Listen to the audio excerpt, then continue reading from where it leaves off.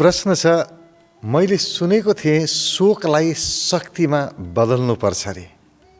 शोकलाई शक्तिमा कसरी बदल्न सकिन्छ? सुन्दर प्रश्न छ। हो, मैले पनि सुनेको थिएँ शोकलाई शक्तिमा बदलौँ। तर कसरी?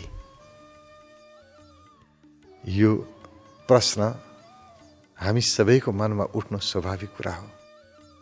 शोक त हुन्छ, दुःख भयो, नराम्रा घटनाहरू घटे। दुःखदायी घटनाहरू घटिसकेपछि शोकमा पर्नु स्वाभाविक हुन्छ, चिन्ता लाग्नु स्वाभाविक हुन्छ। तर त्यो चिन्तालाई, त्यो शोकलाई शक्तिमा परिणत कसरी गर्न सकिन्छ? जस्तो कुनै घटना घट्यो, त्यसमा हामी त्यो घटनालाई सम्झिएर शोकमा जान्छौँ। के भन्छौँ हामी मनमा? हैत्तेरी, मेरो यस्तो घटना घट्यो, मेरो त भाग्य खराब रहेछ, मेरा दिनहरू बिग्रिएका रहेछन्, अब के गर्ने? भाग्य बिग्रिएपछि कसो के लाग्छ? हामी भाग्यलाई दोष दिन थाल्छौँ, दिनलाई दोष दिन थाल्छौँ। यो शोक भयो। जे घटना घट्यो, घट्नु हुँदैन थियो, घट्यो, मेरो दिन बिग्रेर घट्यो, मेरो भाग्य बिग्रेर घट्यो, त्यतातिर हाम्रो मन जान्छ। हामी कहिले भगवानलाई दोष दिन्छौँ, कहिले प्रकृतिलाई दिन्छौँ, कहिले अरू मान्छेलाई दोष दिन्छौँ। फलानाले गर्दाखेरि यो घटना घट्यो नि, नत्र घट्दैन थियो, मान्छेलाई दोष दिन्छौँ। भगवानलाई दोष दिन्छौँ, भगवान पनि मेरो पक्षमा छैनन्। यति धेरै पूजापाठ गरेँ, के अर्थ भयो? यत्रो म घटना घटाइदिएँ मेरो जीवनमा, भगवानले पनि मलाई हेरेनन्। परिस्थितिलाई दोष दिन्छौँ। अनि हामी घोर दुःखमा, चिन्तामा जान्छौँ। त्यसको सट्टामा एउटा काम गर्न सकिन्छ, शक्तिमा परिणत गरौँ भने के भने, कुनै पनि घटना घट्यो, मेरो जीवनमा चुनौती आयो। चुनौती आयो, चुनौती के हो भने यो घटनाबाट पार हुनु छ मलाई, यो चुनौतीबाट पार हुनु छ। एउटा अरूलाई दोष देखाउने, हैत्तेरी यस्तो घटना घट्यो, यो भयो, यो भयो, बर्बाद भयो, मेरो भाग्य बिग्रियो, रुने एउटा भयो, त्यो चिन्ता भयो। अर्को चाहिँ शक्ति चाहिँ के भयो? मेरो जीवनमा चुनौती आयो, दुःखद घटना घट्यो, अब यसबाट पार हुनु छ। पार हुनु छ को अर्थ मैले पार गर्नु छ। अब गर्नु छ भन्ने बित्तिकै चिन्तन सुरु हुन्छ। अब कसरी भन्ने आउँछ नि त। मैले, मेरो जीवनमा चुनौती आयो, यहाँ भाग्य बिग्रियो होइन, दिन बिग्रियो होइन, चुनौती आयो र यो चुनौतीलाई मैले पार गर्नु छ भनेपछि कसरी भन्ने प्रश्न आफै आउँछ। अनि जवाफ चल्न थाल्छ भित्र, त्यसलाई चिन्तन भनिन्छ। यो चिन्ता होइन, यो चिन्तन हो। अब चिन्तन सुरु भयो। चिन्तन र चिन्तामा के फरक छ? पहिलो तहमा चाहिँ चिन्ता थियो, नहुनुपर्ने भयो, यस्तो घटना भयो, हिजो यो नगरे अब हुन्थ्यो, यसले नगरे अब हुन्थ्यो, यो मान्छेसँग सङ्गत गर्नु हुँदैन थियो, यसले गर्दा बिगारिदियो, यसले बिगार्यो। यो पास्ट, पहिला बितिसकेका कुराहरूमा आफ्नो मनलाई अल्झाउनु चिन्ता। चिन्तन भनेको के हो? अब यो चुनौती आयो, यसको सामना गर्नु छ, तर कसरी? कसरी भनेपछि मनमा प्रश्न उठ्छ, यसरी यसरी यसरी गर्छु। अब अप्ठ्यारो त परिसक्यो। यो अप्ठ्यारोबाट मुक्त हुने तरिका के हो? म यो गर्छु, यो गर्छु, यो गर्छु, यो मान्छेलाई भेट्छु, यसको सहयोग लिन्छु, यसको सहयोग लिन्छु र म पार पाउँछु। योजना बनाउन थाले व्यक्ति, यसलाई चिन्तन भनिन्छ। जब व्यक्ति चिन्तनमा आयो, मैले गर्नु छ भन्यो, त्यही घटना शक्तिमा रूपान्तरित भयो। कुनै पनि जीवनमा चुनौती आयो र त्यो चुनौतीको सामना गर्यो र त्यो चुनौतीलाई पार गर्यो भने त्यसैको नाम हुन्छ, त्यही शक्तिशाली कहलिन्छ। सबैले भन्छन् यति ठुलो समस्या आउँदा, यति ठुलो दुःख आउँदाखेरि पनि यसले पार गर्यो, सबैको उदाहरणीय बनिन्छ, अनुकरणीय बनिन्छ। आफूले गरेको कामको अरूले नि अनुकरण गर्छन्, अनुसरण गर्छन्। त्यस कारणले आफू उदाहरणीय बन्नु छ, त्यही हो शक्ति। शोक के हो? शक्तिमा परिणत भयो। यो शोकलाई, यो चुनौती हो, यसको सामना मैले गर्नु छ, यति भयो भने शक्ति सुरु भइगयो। तर शोक हो, दुःखदायी घटना भयो, मेरो भाग्य बिग्रिएको रहेछ, अरूले गर्दाखेरि बिग्रियो, फलानाले गल्ती गर्यो अनि यस्तो भयो, यतातिर गयो भने शोकमा गयो, चिन्तामा गयो। अब त्यसकारण शोकलाई रूपान्तरण गर्ने शक्तिमा लिएर आउने, जोसुकैको कारणले होस्, चुनौती त आयो नि त, घटना त घट्यो नि, चुनौती त मेरो जीवनमा आयो, जोसुकैको कारणले भएको होस्, अब यसको सामना गर्नु छ। चाहे त्यो कारण भगवान होस्, चाहे त्यो कारण प्रकृति होस्, चाहे त्यो कारण कुनै व्यक्ति होस्, जोसुकैको कारणले मेरो जीवनमा घटनाहरू घटे, नकारात्मक घटना, जुन घटनाको आशा मैले गर्दैन थिएँ, घटना घट्यो। अब जसको कारणले घटे पनि मेरै जीवनमा घट्यो नि त, अब पार कसले पाउनुपर्छ? मैले पाउनुपर्छ। त्यसकारण यो घटनाबाट म पार पाएर छोड्छु, मलाई पार पाउनै छ, यति अठोट गर्नुहोस्। यति दृढता मनमा भयो भने कसरी भन्ने कुरा आफै आउँछ। भित्र चिन्तन सुरु गरिहाल्छ, मैले अठोट त लिएँ, यसबाट पार पाउँछु, तर कसरी पार पाउने होला भन्ने बित्तिकै यसरी यसरी यसरी गर्छु। तपाईँको मनमा सकारात्मक चिन्तन चल्न थाल्छ, कुरा खेल्न थाल्छ, मनमा आइडियाहरू आउन थाल्छ।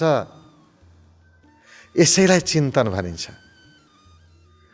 चिन्तनले व्यक्तिको विकास गर्छ, कहाँ त कहाँ पुर्याउँछ, माथि उठाउँछ।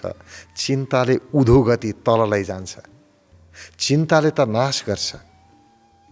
चिन्ता भनेको के हो?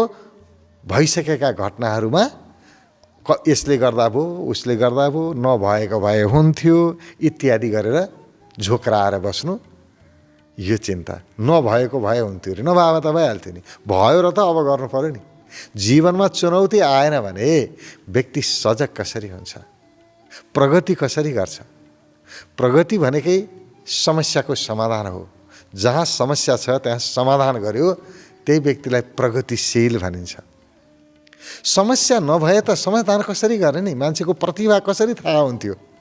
मान्छेको क्षमताको विकास कसरी हुन्थ्यो? उसले आफ्नो क्षमता कहाँ प्रयोग गर्थ्यो बिचारा? चुनौती छ, समस्या छन्, त्यस कारणले त आफ्नो प्रतिभा प्रयोग गर्ने मौका पाएको छ, प्रतिभा जगाउने मौका पाएको छ, उसको प्रतिभा प्रस्फुटन भएको छ। जीवनमा आउने दुःख, जीवनमा आउने चुनौती त नभई नहुने कुरा हो। त्यो भएन भने हाम्रो विकास हुँदै हुँदैन। जाडो आएन भने न्यानो कपडाहरू बन्छ, जाडो आयो, चिसो लाग्यो, चुनौती हो। चुनौती के हो? चिसो आयो, चिसोबाट मलाई बच्नुपर्छ। अब चिसोबाट बच्नको लागि कति आविष्कारहरू भए, कति राम्रा राम्रा कपडाहरू बने, न्याना न्याना लुगाहरू बने, जाडो नभए भन्थ्यो होला। गर्मी भयो, गर्मीबाट बच्न कति धेरै उपायहरू गरियो। रुख लगाए, छहारी बनाए, घरको छहारी बनाए। यी अहिले आएर आधुनिक युगमा मेसिनहरू बने, कुलरहरू बने, एसीहरू भए, व्यवस्था गरे मान्छेले। जहाँ चुनौती हुन्छ त्यही आविष्कार हुन्छ।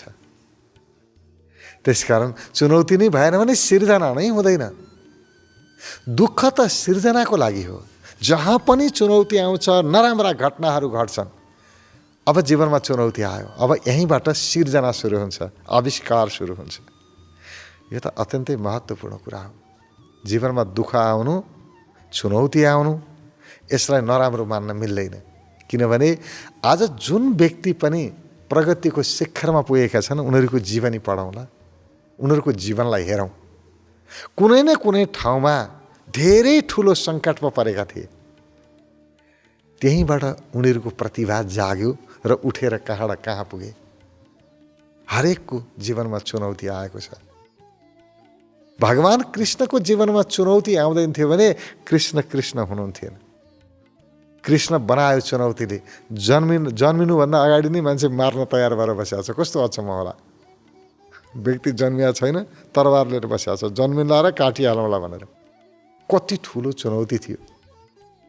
सानो बच्चा हुँदाखेरि कहिले विष खुवाउन कोही आएको छ, कहिले राक्षसहरू पठाइदिएको छ, के दुनियाँ कथाहरूमा आउँछ। कति चुनौती थियो। भगवान रामको जीवनमा चुनौती आउँदैन थियो, वनवास हुँदैन थियो भने रामायण बन्दैन थियो। भगवान रामको नाम निशान हुँदैन थियो। वनवासको कारणले नै रामायणको कथा बन्यो। चुनौती नभइकन केही पनि हुँदैन। जीवनमा सङ्कट आउनुपर्छ प्रगतिको लागि।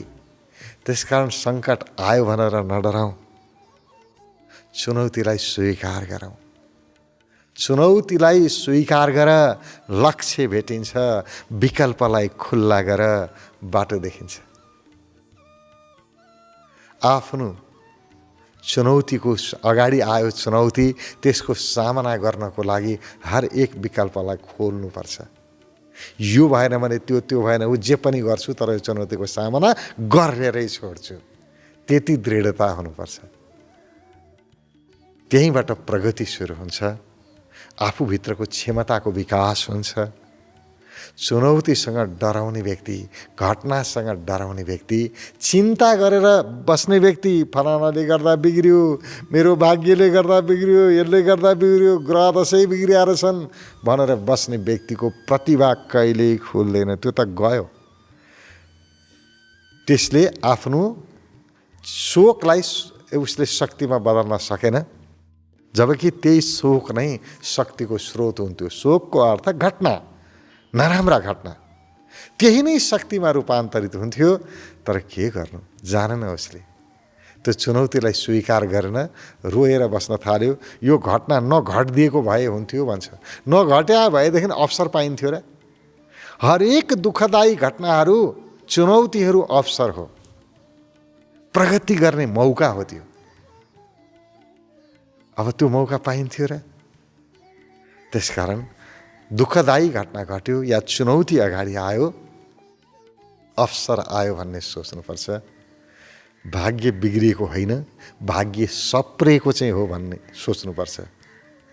ती व्यक्तिको भाग्योदय त्यहीँबाट हुन्छ जहाँ उनीहरू सङ्कटमा पर्छन्, अप्ठ्यारो स्थितिमा पर्छन्, जहाँ उनीहरूलाई नकारात्मक नराम्रा घटनाहरू घट्छन्, त्यहीँबाट भाग्योदय हुन्छ।